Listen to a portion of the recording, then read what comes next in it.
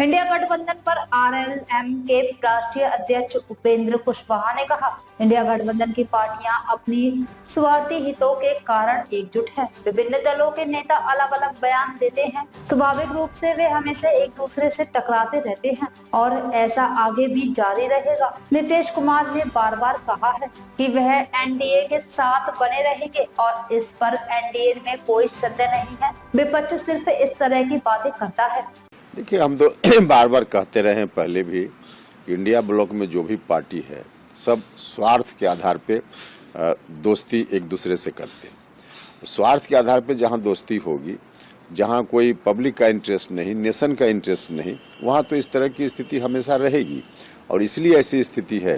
अलग अलग नेता अलग अलग पार्टी के अलग अलग बयान देते हैं, तो स्वाभाविक रूप से सिर्फ फुटबॉल की स्थिति है और इंडिया ब्लॉक में यही स्थिति रहने वाली। लेकिन तेजस्वी यादव तो कह रहे हैं कि इंडिया ब्लॉक का जो चुनाव के बाद उसका महत्व नहीं है, और दूसरी तरफ यह भी कह रहे हैं कि नीतीश कुमार से अब हम और जेडीयू से अब कोई समझौता नहीं करेंगे। देखिए, जहाँ तक जेडीयू का मामला है तो कहीं से कुछ मामला ही नहीं है। नीतीश जी ने एक बार नहीं अनेक बार कहा है कि अब हम एनडीए में हैं, एनडीए के साथ रहेंगे, तो उसमें कहीं कोई कंफ्यूजन एनडीए के अंदर में नहीं है। अब बाहर मीडिया के माध्यम से या फिर विपक्ष के लोग ही इस तरह की बात करते हैं, जिसके कारण ऐसी बात चर्चा में आती है।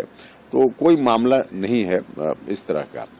बाकी अब महागठबंधन का सवाल है तो उसमें अब लालू जी का बयान आता है कि ममता बनर्जी को इंडिया गठबंधन का नेतृत्व देना चाहिए, और दूसरी ओर तेजस्वी यादव कहते हैं कि इंडिया गठबंधन है ही नहीं।